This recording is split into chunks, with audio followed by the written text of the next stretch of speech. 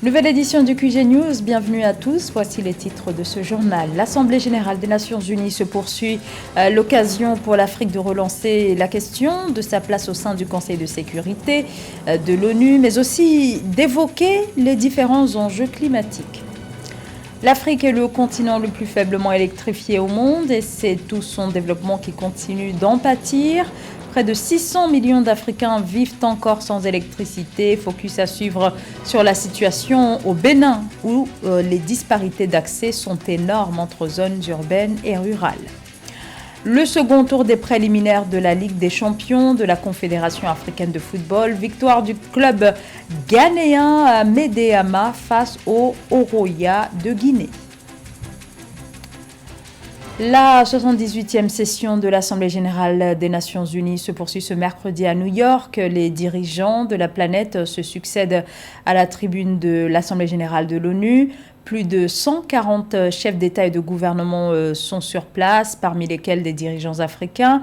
Guerre en Ukraine, urgence climatique, retard dans les objectifs de développement durable, réforme du Conseil de sécurité sont les sujets évoqués dans un contexte de fortes tensions géopolitiques. Mais c'est bien la question climatique qui domine les discussions, avec en premier lieu les objectifs de développement durable. Écoutez le président sud-africain Cyril Ramaphosa qui exige entre autres que l'engagement annuel de 100 milliards de dollars en faveur de l'action climatique soit respecté. Nous demandons à nos partenaires de pays plus riches de respecter les engagements financiers qu'ils ont contractés. Pour nous, dans les pays du Sud, il est extrêmement préoccupant que ces pays riches du Nord ne respectent pas les engagements qu'ils ont pris, à savoir fournir 100 milliards de dollars par an aux économies en développement et pour leur permettre d'agir contre les changements climatiques. Cette situation doit changer, cet argent doit être décaissé pour assurer le développement. Nous sommes favorables aux propositions contenues dans l'ensemble de mesures visant à assurer la réalisation des ODD. L'Afrique est la moins responsable des dommages climatiques et pourtant elle en paie le plus lourd tribut. Des siècles après la fin du commerce des esclaves, des décennies après la fin de l'exploitation coloniale des ressources africaines, le peuple de notre continent paie une fois encore le prix de l'industrialisation des pays du Nord et du développement des pays riches du monde. Les peuples d'Afrique ne sont plus disposés à payer ce prix. Nombre de pays du Nord sont riches des ressources minérales qui se trouvent en Afrique. La richesse de l'Afrique appartient aux Africains et aux Africaines.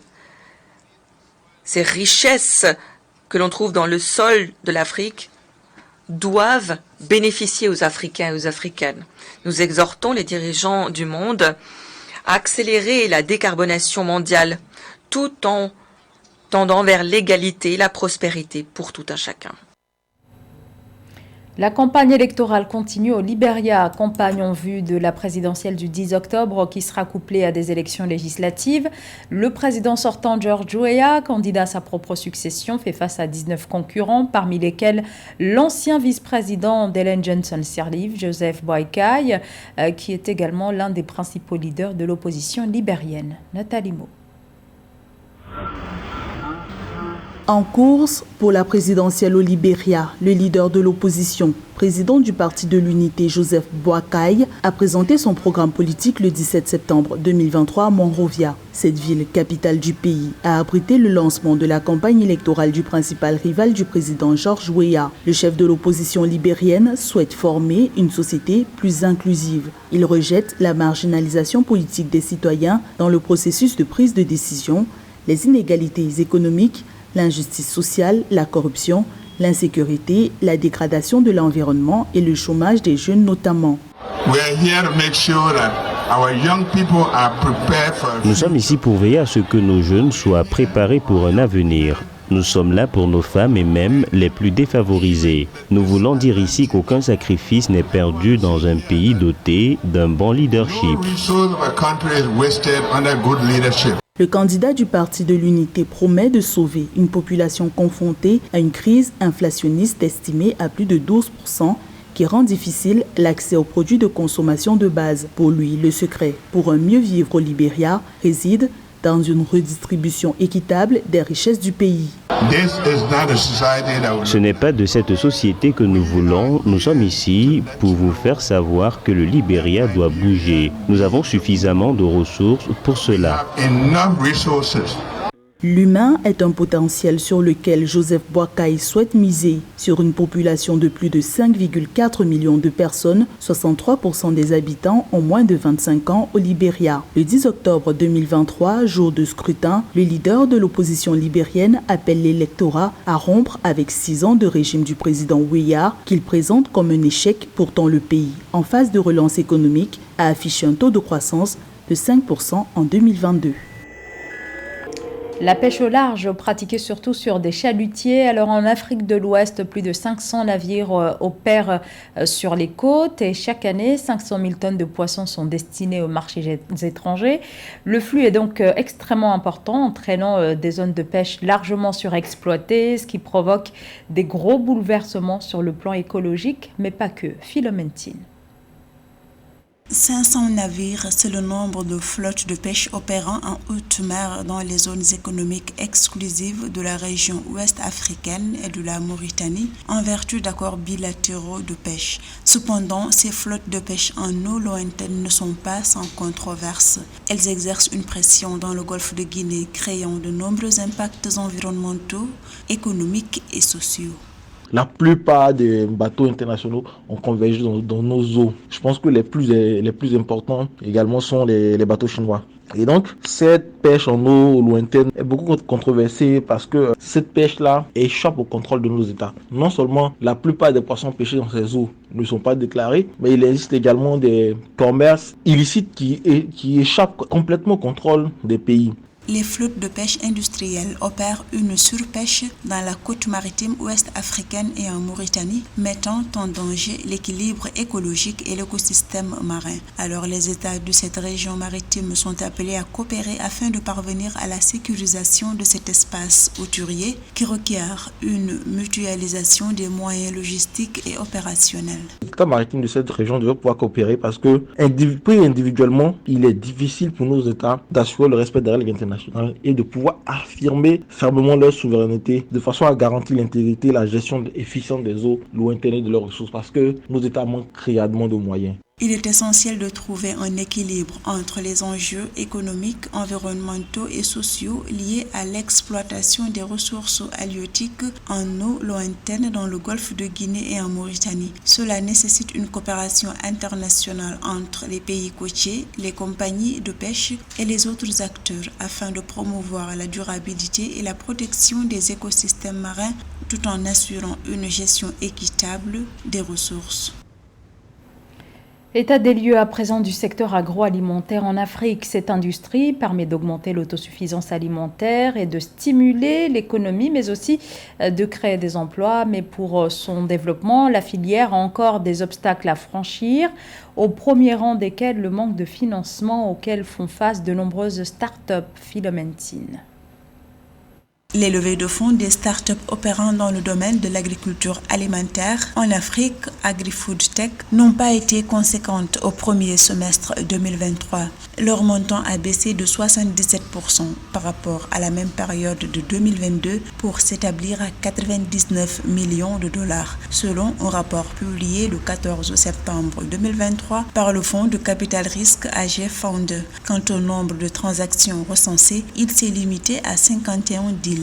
Le secteur agricole africain est à la merci de la pluviométrie et des aléas climatiques. Et ceci justifie de plus belle manière la baisse des investissements, notamment des start-up dans le secteur. Rappelons que dans le cadre de la mise en place de la zone de libre-échange continentale africaine, il va de soi que les autorités africaines doivent faire beaucoup plus d'efforts pour drainer plus d'investissements dans le secteur agricole. Cependant, malgré cette baisse, le Nigeria et le Kenya ont maintenu leur leadership avec respectivement 45 millions et 41 millions de dollars levés au premier semestre 2023. Avec l'Égypte et l'Afrique du Sud, ces 4 pays ont capté 95% des financements injectés dans les agri-food tech africaines au cours de la dernière décennie. Les pays qui ont su garder leur cap, voire accroître leur investissement dans le secteur agricole et agroalimentaire, sont des pays dont la demande est relativement forte. Lorsqu'on prend le cas du Kenya, vous savez que les autorités kenyanes ont fait un effort remarquable en termes d'investissement dans le secteur agricole. Et donc, quand on prend le cas du Nigeria également, depuis quelques années, les autorités nigériennes ont fait un effort pour investir dans le secteur agricole pour assurer la sécurité alimentaire. Ce rapport souligne que le ralentissement des investissements dans le secteur de l'agriculture alimentaire en Afrique a été principalement causé par l'incertitude économique mondiale. De nombreuses entreprises ont adopté une approche plus prudente en matière d'investissement. Malgré les défis actuels, l'agritech en Afrique continue d'offrir d'importantes opportunités d'investissement. En Afrique, où près de 600 millions de personnes sont aussi privées d'électricité, une situation qui ralentit la vie quotidienne des Africains, mais aussi des pans entiers de l'économie. Au Bénin, la situation est grave, surtout en milieu rural, où à peine 6% de la population a accès à l'électricité. Les autorités béninoises et leurs partenaires se disent engagés sur la question. Reportage à Menedji. Le Bénin a bénéficié d'un financement de 3,1 millions d'euros, soit plus de 2 milliards de francs CFA de l'Union européenne, à travers l'entreprise Les Soleils du Bénin, pour améliorer l'accès à l'énergie électrique dans les zones rurales du pays. Ce projet entre dans le cadre de l'initiative de financement de l'électrification Electrifie et va contribuer, selon les autorités, à une croissance économique durable et à l'amélioration des conditions de vie des populations. Donc je pense que c'est une initiative assez salutaire de la part de l'Union européenne qui montre encore une fois leur ambition de vraiment essayer de développer, de booster les entreprises, notamment les entreprises qui travaillent dans l'énergie. Et cela représente beaucoup de choses pour le Bénin. Cela va permettre d'être autosuffisant, notamment dans les localités où on ne dispose pas d'énergie. Donc pour ma part, je pense que cela est bénéfique et cela montre aussi que le Bénin s'inscrit dans une logique d'énergie renouvelable avec le solaire qui est une énergie propre et verte. En apportant son soutien à ce projet rural qui doit profiter à 3000 ménages, Electrifie complète le financement en fonds propres de Neo Off-Grid Africa. Dans le cadre de l'initiative d'accès à l'énergie électrique dans les zones rurales, les Soleils du Bénin avaient déjà construit et exploitent actuellement 12 mini-réseaux dans 12 localités non électrifiées du Bénin afin de concrétiser la vision d'un avenir durable qui passe par le bien-être des communautés. À mon avis, le premier critère pour lequel l'Union européenne décide d'investir dans une zone, c'est surtout le besoin. Est-ce qu'il y a un besoin énergétique? Est-ce que les populations disposent d'énergie? Donc pour ma part, c'est un facteur social avant tout, voir un peu la vulnérabilité des populations. Est-ce que les populations en ont besoin? Et le second critère, c'est un critère peut-être assez technique. Peut-être voir est-ce qu'il y a possibilité d'installer des solaires dans les zones? Est-ce que le climat technique et le climat des affaires est assez viable pour pouvoir instaurer cela? Et aussi le critère du foncier. Est-ce qu'il y a justement des possibilités de pouvoir acheter des terrains ou un foncier pour pouvoir installer les éléments? Donc je pense que c'est les deux facteurs essentiels. Outre cette initiative, le Bénin dispose d'un projet d'électrification rurale PERU portant sur l'extension et la densification des réseaux électriques de distribution en milieu rural. S'inscrivant dans le programme d'action du gouvernement 2016-2021, il a concerné au total 309 localités pour une population bénéficiaire estimée à 1 million d'habitants. Du football avec le Oroya, club guinéen qui s'est incliné dimanche dernier face au Medeama du Ghana. C'était dans le cadre du match aller du second tour préliminaire de la Ligue des champions de la Confédération africaine de football. Mais le club guinéen reste tout de même motivé et espère une victoire en match retour afin de pouvoir franchir le cap du second tour préliminaire de la compétition. Mamadou Souaré. C'est une défaite 3-1 qui a complètement chamboulé les prévisions du Horoya, surpris par le Medeama SC du Ghana à l'occasion du second tour préliminaire de la Ligue des Champions joué à Cape Coast au Ghana. Après une première période plutôt équilibrée entre les deux équipes, l'expulsion de Ibrahima Aminata Condé pour un acte antisportif dans les couloirs du Cape Coast Stadium à la pause a changé la donne. Je prends 3 buts sur coup de pied arrêté. C'est pas des séquences de jeu, c'est des séquences arrêtées. C'est qu'une question d'attention et de marquage. Sur le premier but, si je dis pas de bêtises, ça part d'une touche. Donc c'est qu'une question d'attention. On a mis ça en avant parce qu'on a vu même sur le tour d'avant qu'ils ont marqué sur un coup de pied arrêté joué rapidement. Donc apparemment le message n'a pas été assez bien transmis. Face au club champion du Ghana qui sort d'une meilleure préparation après avoir joué et remporté la Super Coupe dernièrement, le Horoya n'avait pas trop de chance. Mais surtout, à 10 contre 11, face à une équipe qui a la moitié de préparation de plus que nous, environ 3 à 4 semaines en plus, ça se voit, ça se sent sur un aspect athlétique. Je pense qu'en 11 contre 11, on aurait été en mesure de faire beaucoup mieux. Donc le scénario du match ne nous a pas permis de faire ce qu'on voulait faire. Le plan était respecté jusqu'à la mi-temps. À présent, pour le Horoya AC, tout est à refaire. Le club de Matam doit se préparer pour marquer au moins 2 buts sans en encaisser lors du match retour prévu le samedi 30 septembre prochain à Conakry. C'est la fin de cette édition. Merci de l'avoir suivi. Restez avec nous sur Africa 24.